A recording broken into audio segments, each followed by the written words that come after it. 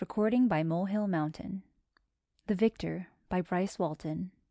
Charles Marquis had a fraction of a minute in which to die. He dropped through the tubular beams of alloy-demmed steel and hung there, 5,000 feet above the tiers and walkways below. At either end of the walkway crossing between the two power-hung buildings, he saw the plain-clothes security officers running in toward him. He grinned and started to release his grip.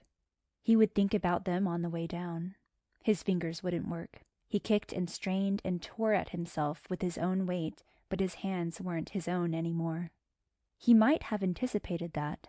Some paralysis beam freezing his hands into the metal. He sagged into limpness, his chin dropped.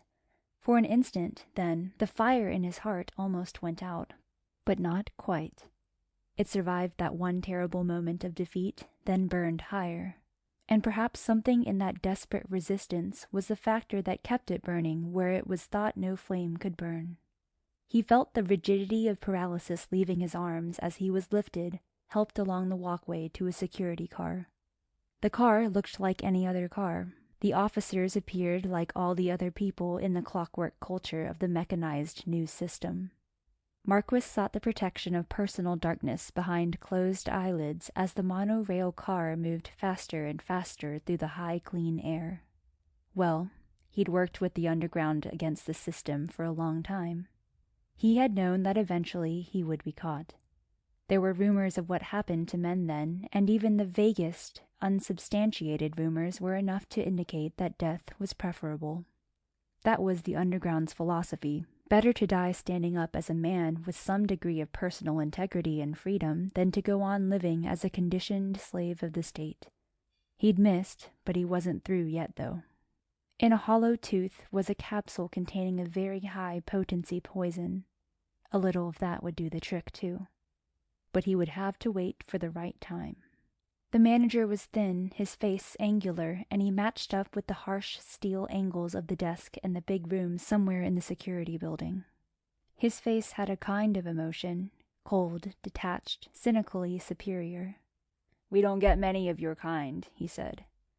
"Political prisoners are becoming more scarce all the time, as your number indicates.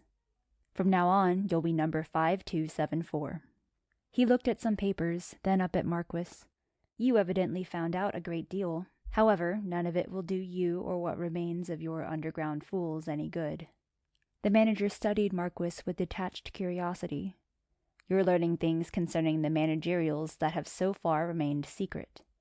It was partially a question. Marquis's lean and darkly inscrutable face smiled slightly. "You're good at understatement. Yes, I found out what we've suspected for some time. That the managerial class has found some way to stay young. Either a remarkable longevity or immortality. Of all the social evils, that's the worst of all. To deny the people knowledge of such a secret." The manager nodded. "Then you did find that out. The underground knows? Well, it will do no good." "It will, eventually. They'll go on and someday they'll learn the secret." Marquis thought of Marden. Marden was as old as the new system of statism and inhumanity that had started off disguised as social democracy. 303 years old, to be exact. The manager said, "No, 5274, you will be sent to the work colony on the moon. You won't be back. We've tried reconditioning rebels, but it doesn't work. A rebel has certain basic deviant qualities, and we can't overcome them sufficiently to make happy, well-adjusted workers out of you. However, on the moon, you will conform. It's a kind of social experiment there in associative reflex culture, you might say. You'll conform all right." He was taken to a small, naked, gray steel room. He thought about taking the capsule from his tooth now, but decided he might be observed. They would rush in an antidote and make him live, and he might not get a chance to take his life in any other way. He would try, of course, but this knowledge of his future situation was vague, except that in it he would conform. There would be extreme conditioned reflex therapeutic techniques, and it would be pretty horrible. That was all he knew. He didn't see the pellet fall. He heard the slight sound it made and then saw the almost colorless gas hissing softly, clouding the room. He tasted nothing, smelled or felt nothing. He passed out quickly and painlessly. He was marched into another office, and he knew he was on the moon. The far wall was spherical and was made up of the outer shell of the pressure dome which kept out the frigid cold nights and furnace-hot days. It was opaque, and Marquis could see the harsh black and white shadows out there, the metallic edges of the far crater wall. This manager was somewhat fat, with a round pink face and cold blue eyes. He sat behind a chrome shelf of odd shape, suspended from the ceiling with silver wires. The manager said, "Number 5274, here there is only work. At first, of course, you will rebel, later you will work, and finally there will be nothing else. Things here are rigidly scheduled, and you will learn the routines as the conditioning bells acquaint you with them. We are completely self-sufficient here. We are developing the perfect scientifically controlled society. It is a kind of experiment. A closed system to test out to what extremes we can carry our mastery of associative reflex to bring man security and happiness and freedom from responsibility." Marquis didn't say anything. There was nothing to say. He knew he couldn't get away with trying to kill this particular managerial specimen. But one man alone, a rebel with something left in him that still burned, could beat the system. He had to. Our work here is specialized. During the indoctrination period, you will do a very simple routine job in coordination with the cybernetics machines. There, the machines and the nervous system of the workers become slowly cooperative. Machine and man learn to work very intimately together. Later, after the indoctrination, because of your specialized knowledge of food concentrate preparation, we will transfer you to the food mart. The period of indoctrination varies in length with the individuals. You will be screened now and taken to the indoctrination ward. We probably won't be seeing one another again. The bells take care of everything here. The bells and the machines. There is never an error, never any mistakes. Machines do not make mistakes. He was marched out of there and through a series of rooms. He was taken in by generators, huge oscilloscopes, spun like a living tube through curtains of vacuum tube altimeters, electronic power panels. Twisted and squeezed through rolls of skeins and hookup wire, bent through shieldings of every color, size, and shape. Rolled over panel plates, huge racks of glowing tubes, elaborate transceivers. Tumbled down long surfaces of gleaming bakelite. Plunged through color index files of resistors and capacitances. Here machine and man learned to work very intimately together. As he drifted through the machine-tooled nightmare, Marquis knew what he had been fighting all his life, what he would continue to fight with every grain of ingenuity. Mechanization, the horror of losing one's identity and becoming part of an assembly line. He could hear a clicking sound as tubes sharpened and faded in intensity. The clicking, rhythm, a hypnotic rhythm like the beating of his own heart, the throbbing and thrumming, the contracting and expanding, the pulsing and pounding. The machines and the nervous system of the workers become slowly cooperative. Beds were spaced 10 feet apart down both sides of a long gray metal hall. There were no cells, no privacy, nothing but beds and the gray metaline suits of numbers printed across the chest. His bed, with his number printed above it, was indicated to him, and the guard disappeared. He was alone. It was absolutely silent. On his right, a woman lay on a bed, number 329. She had been here a long time. She appeared dead. Her breasts rose and fell with a peculiarly steady rhythm and seemed to be coordinated with the silent, invisible throbbing of the metal walls. She might have been attractive once. Here it didn't make any difference. Her face was gray, like metal. Her hair was cropped short. Her uniform was the same as the man's on Marquis's left. The man was number 4901. He hadn't been here so long. His face was thin and gray, his hair was dark, and he was about the same size and build as Marquis. His mouth hung slightly open, and his eyes were closed, and there was a slight quivering at the ends of the fingers which were laced across his stomach. "Hello?" Marquis said. The man shivered, then opened dull eyes and looked up at Marquis. "I just got in. Name's Charles Marquis." The man blinked. I'm number 4901. He looked down at his chest, repeated the number. His fingers shook a little as he touched his lips. Marquis said, "What is this indoctrination?" Learn. The bells ring. You forget and learn. There's absolutely no chance of escaping, Marquis whispered, more to himself than to 4901. Only by dying, 4901 shivered. His eyes rolled crazily, then he turned over and buried his face in his arms. The situation had twisted all the old accepted values squarely around, preferring death over life, but not because of any anti-life attitude or pessimism or defeatism. None of those negative attitudes that would have made the will to die abnormal under conditions in which there would have been hope and some faint chance of a bearable future. Here, to keep on living was a final form of dehumanized indignity, of humiliation, of ignominy, of the worst thing of all, loss of oneself, of one's individuality. To die as a human being was much more preferable over continuing to live as something else. Something neither human or machine, but something of both, with none of the dignity of either. The screening process hadn't detected the capsule of poison in Marquis's tooth. The capsule contained 10 grains of poison, only one of which was enough to bring a painless death within 16 hours or so. That was his ace in the hole, and he waited only for the best time to use it. Bells rang. The prisoners jumped from their beds and went through a few minutes of calisthenics. Other bells rang, and a tray of small tins of food concentrates appeared out of a slit in the wall by each bed.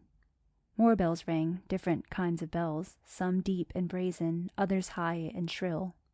And the prisoners marched off to specialized jobs cooperating with various machines. You slept 8 hours, calisthenics 5 minutes, eating 10 minutes. Relaxation to the tune of musical bells, 10 minutes. Work period 8 hours, repeat.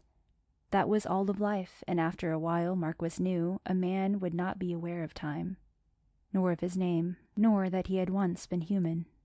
Marquis felt deep, lancing pain as he tried to resist the bells. Each time the bells rang and a prisoner didn't respond properly, invisible rays of needle pain punched and kept punching until he reacted properly. And finally, he did as the bells told him to. Finally, he forgot that things had ever been any other way. Marquis sat on his bed, eating, while the bells of eating rang across the bowed heads in the gray uniforms. He stared at the girl, then at the man, 4901. There were many opportunities to take one's own life here. That had perplexed him from the start. Why hasn't the girl and this man succeeded in dying? And all the others? They were comparatively new here, all these in his indoctrination ward. Why weren't they trying to leave in the only dignified way of escape left? Number 4901 tried to talk. He tried hard to remember things. Sometimes memory would break through and bring him pictures of other times, of happenings on Earth, of a girl he had known, of times when he was a child. But only the mildest and softest kind of recollections. Marquis said, "I don't think there's a prisoner here who doesn't want to escape, and death is the only way out for us. We know that." For an instant, number 4901 stopped eating. A spoonful of food concentrate hung suspended between his mouth and the shelf. Then the food moved again to the urging of the bells. Invisible pain needles gouged Marquis's neck, and he ate again too, automatically, talking between tasteless bites. "A man's life at least is his own," Marquis said. "They can take everything else, but a man certainly has a right and a duty to take that life if by doing so he can retain his dignity as a human being. Suicide." Number 4901 bent forward. He groaned, mumbled, Don't, several times, then curled forward and lay on the floor, knotted up into a twitching ball. The eating period was over. The lights went off. Bells sounded for relaxation. Then the sleep bells began ringing, filling up the absolute darkness. Marquis lay there in the dark, and he was afraid. He had the poison, he had the will, but he couldn't be unique in that respect. What was the matter with the others? All right, the devil with them. Maybe they'd been broken too soon to act. He could act. Tomorrow, during the work period, he would take a grain of the poison. Put the capsule back in the tooth. The poison would work slowly, painlessly, paralyzing the nervous system, finally the heart. Sometime during the beginning of the next sleep period, he would be dead. That would leave 6 or 7 hours of darkness and isolation for him to remain dead, so they couldn't get to him in time to bring him back. He mentioned suicide to the girl during the next work period. She moaned a little and curled up like a fetus on the floor. After an hour, she got up and began inserting punch cards into the big machine again. She avoided Marquis. Marquis looked around, went into a corner with his back to the room, slipped the capsule out and let one of the tiny, almost invisible grains melt on his tongue. He replaced the capsule and returned to the machine. A quiet but exciting triumph made the remainder of the work period more bearable. Back on his bed, he drifted into sleep, into what he knew was the final sleep. He was more fortunate than the others. Within an hour, he would be dead. Somewhere, someone was screaming. The sounds rose higher and higher. A human body, somewhere. Pain unimaginable twisting up through clouds of belching steam. Muscles quivering, nerves twitching. And somewhere a body floating and bobbing and crying. Sheets of agony sweeping and returning in waves, and the horror of unescapable pain expanding like a volcano of madness. Somewhere was someone alive who should be dead. And in the dark, in absolute silence, Marquis moved a little. He realized vaguely that the screaming voice was his own. He stared into the steamy darkness and slowly, carefully wet his lips. He moved. He felt his lips moving and the whisper sounding loud in the dark. "I'm alive." He managed to struggle up out of the bed. He could scarcely remain erect. Every muscle in his body seemed to quiver. He longed to slip down into the darkness and escape into endless sleep. But he'd tried that. And he was still alive. He didn't know how much time had passed. He was sure of the poison's effects, but he wasn't dead. They had gotten to him in time. Sweat exploded from his body. He tried to remember more. Pain. He lay down again. He writhed and perspired on the bed as his tortured mind built grotesque fantasies out of fragments of broken memory. The routine of the unceasing bells went on. Bells, leap up. Bells, calisthenics. Bells, eat. Bells, march. Bells, work. He tried to shut out the bells. He tried to talk to 4901. 4901 covered up his ears and wouldn't listen. The girl wouldn't listen to him. There were other ways, and he kept the poison hidden in the capsule in his hollow tooth. He had been counting the steps covering the length of the hall, then the 20 steps to the left, then to the right, to where the narrow corridor led again to the left where he had seen the airlock. After the bells stopped ringing and the darkness was all around him, he got up. He counted off the steps. No guards, no alarms, nothing to stop him. They depended on the conditioners to take care of everything. This time he would do it. This time they wouldn't bring him back. No one else could even talk with him about it, even though he knew they all wanted to escape. Some part of them still wanted to, but they couldn't. So it was up to him. He stopped against the smooth, opaque, up-curving glassite dome. It had a brittle, bright shine that reflected from the moon's surface. It was night out there, with an odd metallic reflection of earthlight against the naked crags. He hesitated. He could feel the intense and terrible cold, the airlessness out there fingering hungrily, reaching and whispering and waiting. He turned the wheel. The door opened. He entered the airlock and shut the first door when the air pressure was right. He turned the other wheel, and the outer locked door swung outward. The outrushing air spun him outward like a balloon into the awful airless cold and naked silence. His body sank down into the thick pumice dust that drifted up around him in a fine powdery blanket of concealment. He felt no pain. The cold airlessness dissolved around him in deepening, darkening pleasantness. This time he was dead, thoroughly and finally and gloriously dead, even buried, and they couldn't find him. And even if they did finally find him, what good would it do them? Some transcendental part of him seemed to remain to observe and triumph over his victory. This time he was dead to stay. This time he knew at once that the twisting body in the steaming pain, the distorted face, the screams rising and rising were all Charles Marquis. Maybe a dream, though, he thought. So much pain, so much screaming pain is not real. In some fraction of that interim between life and death, one could dream of so much because dreams are timeless. Yet he found himself anticipating, even through the shredded, dissociated, nameless kind of pain, a repetition of that other time. The awful bitterness of defeat. He opened his eyes slowly. It was dark, the same darkness. He was on the same bed.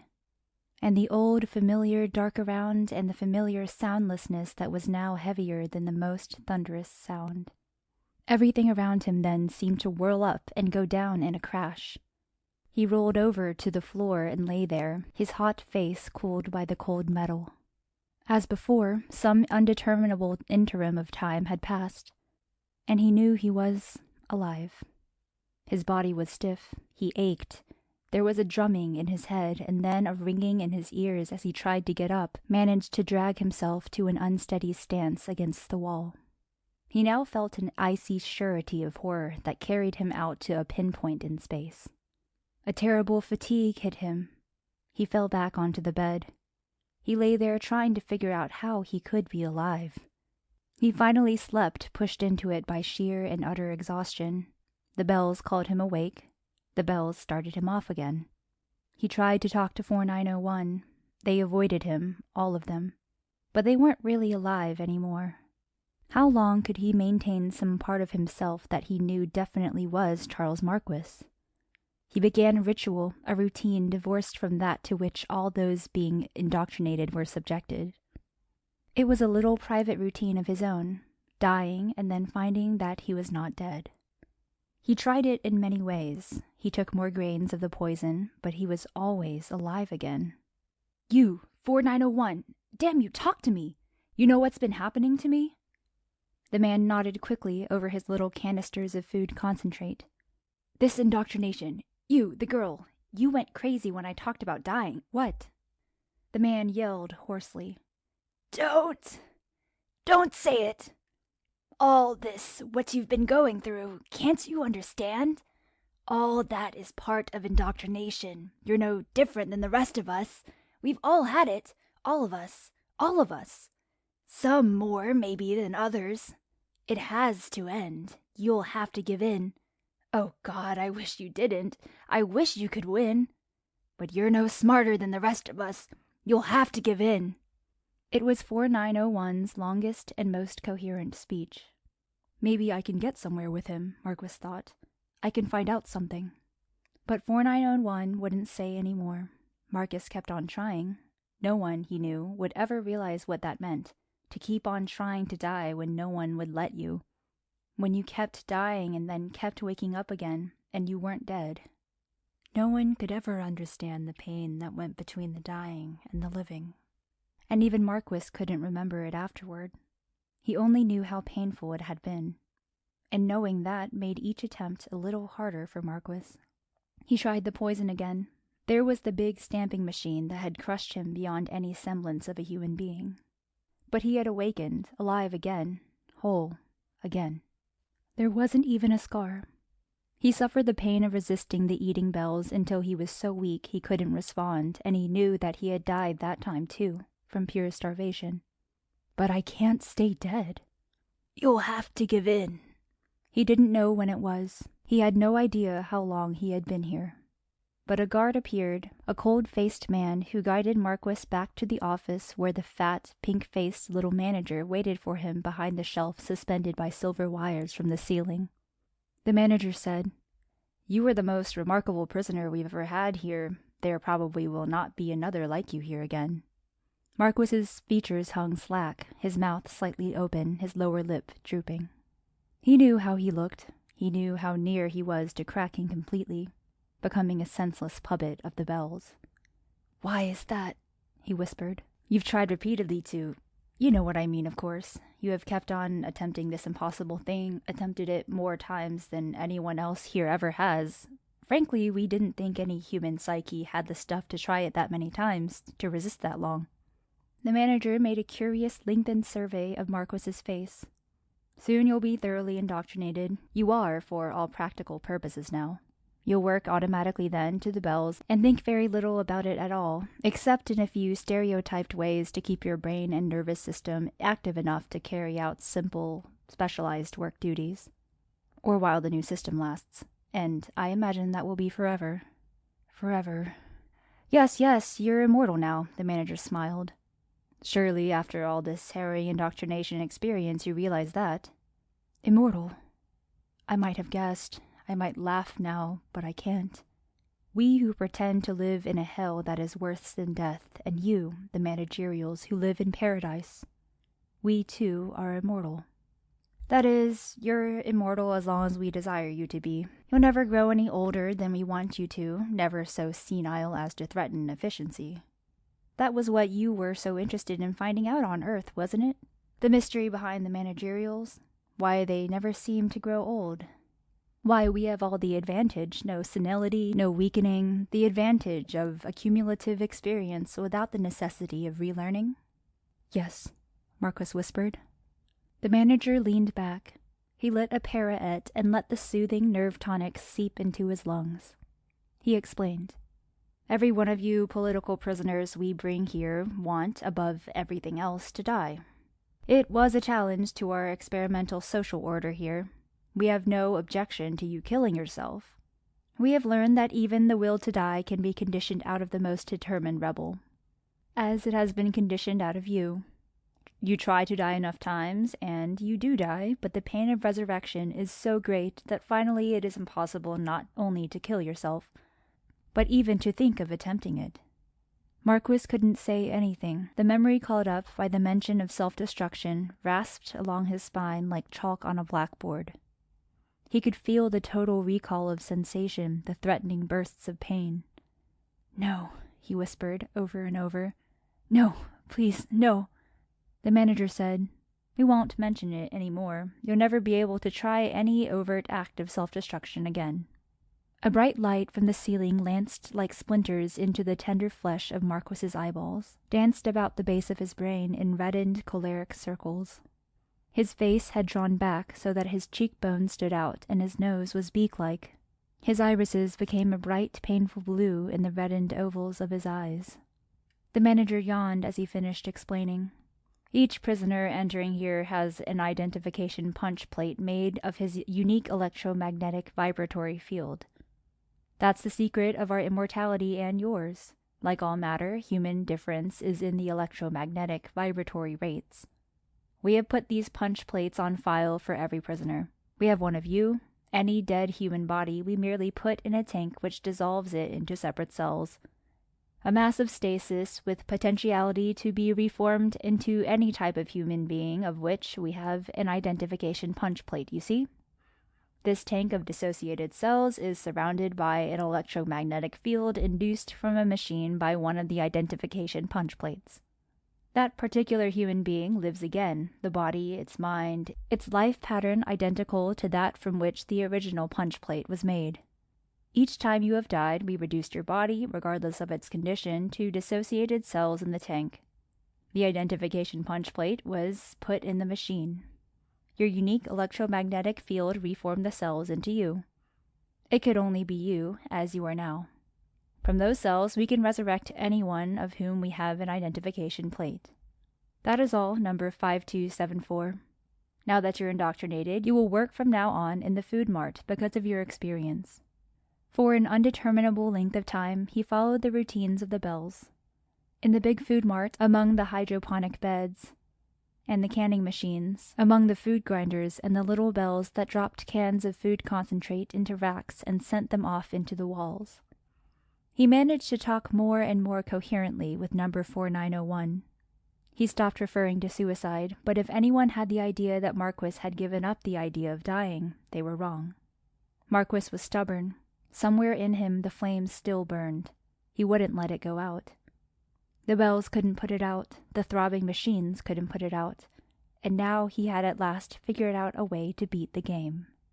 During an eating period, Marquis said to 4901, "You want to die. Wait a minute, I'm talking about something we can both talk about and think about. A murder agreement. You understand? We haven't been conditioned against killing each other.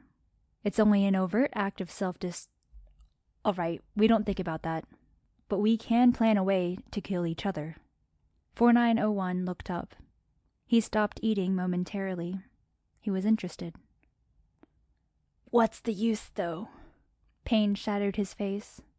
We only go through it, come back again. I have a plan. The way I have it worked out, they'll never bring either one of us back. That wasn't exactly true. One of them would have to come back. Marquis hoped that 4901 wouldn't catch on to the fact that he would have to be resurrected, but that Marquis never would.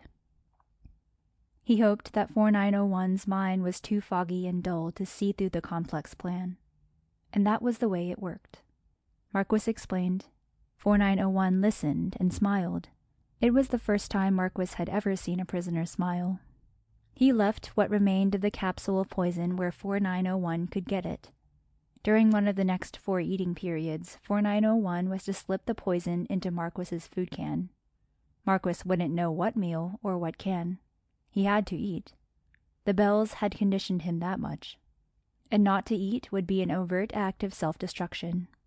He wasn't conditioned not to accept death administered by another. And then, after an eating period, 4901 whispered to him, "You're poisoned. It was in one of the cans you just ate." "Great!" almost shouted Marquis. "All right, now I'll die by the end of the next work period. That gives us this sleep period and all the next work period. During that time, I'll dispose of you, as I've said." 4901 went to his bed, and the bells rang, and the dark came, and both of them slept. Number 4901 resisted the conditioners enough to follow Marquis past his regular workroom into the food mart. As planned, 4901 marched on and stood in the steaming shadows behind the hydroponic beds. Marquis worked for a while at the canning machines at the big grinding vats. Then he went over to 4901 and said, "Turn around now." 4901 smiled. He turned around. "Good luck," he said. "Good luck to you." Marquis hit 4901 across the back of the neck with an alloy bar and killed him instantly. He changed clothes with the dead man. He put his own clothes in a refuse incinerator. Quickly, he dragged the body over and tossed it into one of the food grinding vats. His head bobbed up above the gray swirling liquid once, then the body disappeared entirely. Was ground finely and mixed with the other foodstuff. Within 8 hours, the cells of 4901 would be distributed minutely throughout the contents of thousands of cans of food concentrate. Within that time, much of it would have been consumed by the inmates and managers. At the end of that work period, Marquis returned to his cell. He went past his own bed and stopped in front of 4901's bed. The sleep bells sounded and the dark came again. This would be the final dark, Marquis knew. This time he had beat the game. The delayed action poison would kill him. He had on 4901's clothes with his identification number. He was on 4901's bed. He would die as 4901. The guards would finally check on the missing man in the food mart. But they would never find him. They would find 4901 dead, a suicide. And they would put the body labeled 4901 in the tank, dissolve it into dissociated cells, and they would subject those cells to the electromagnetic field of 4901. And they would resurrect 4901. Not only have I managed to die, Marquis thought, but I've managed the ultimate suicide. There won't even be a body, no sign anywhere that I have ever been at all. Even my cells will have been resurrected as someone else, as number 4901. And that's the way it was, 4901 would tell new prisoners coming in. Sometimes they listened to him and seemed interested, but the interest always died during indoctrination. But 4901's interest in the story never died. He knew that now he could never let himself die as a human being either, and that he could never let himself become completely controlled by the bells. He'd been nearly dead as an individual, but number 5274 had saved him from that dead-alive anonymity. He could keep alive and maintain hope now by remembering what 5274 had done. He clung to that memory. As long as he retained that memory of hope, of triumph, at least some part of him would keep burning, as something had kept on burning within the heart of 5274. So, every night before the sleep bells sounded, he would go over the whole thing in minute detail, remembering 5274's every word and gesture, the details of his appearance. He told the plan over to himself every night, and told everyone about it who came into the indoctrination ward. Swimming up through the pain of resurrection, he had been a little mad at 5274 at first, and then he had realized that at least the plan had enabled one man to beat the game. He will always be alive to me. Maybe in a way, he's part of me. Nobody knows, but his memory will live. He succeeded in that kind of ultimate dying, no trace of him anywhere. But the memory of him and what he did will be alive when the new system and the managers are dead. That spirit will assure the underground of victory someday. And meanwhile, I'll keep 5274 alive. He even knew the psychology of these managers and their system, that they can't afford to make an error. He knew they'd still have that identification punch plate of him, that they would have one more plate than they had prisoners. But he anticipated what they would do there, too. To admit there was one more identification plate than there were prisoners would be to admit a gross error. Of course, they could dissolve one of the other prisoners and use 5274's plate and resurrect 5274, but they'd gain nothing. There would still be an extra plate, you see? So they destroyed the plate. You knew they would. And they also had to go back through the records to Earth, through the security files there, through the birth records, everything. And they destroyed every trace, every shred of evidence that number 5274 ever existed. So he kept the memory alive, and that kept 4901 alive while the other prisoners became automatons, hearing, feeling, sensing nothing except the bells. Remembering nothing, anticipating nothing. But 4901 could remember something magnificent, and so he could anticipate, and that was hope and faith. He found that no one really believed him, but he kept on telling it anyway, the story of the plan. Maybe this number didn't exist, someone would say, if there's no record anywhere. 4901 would smile. In my head, there's where the record is. I know. I remember. And so it was that 4901 was the only one who still remembered and who could still smile when sometime after that, no one in the prison colony knew how long, the underground was victorious and the managerial system crumbled. End of The Victor by Bryce Walton.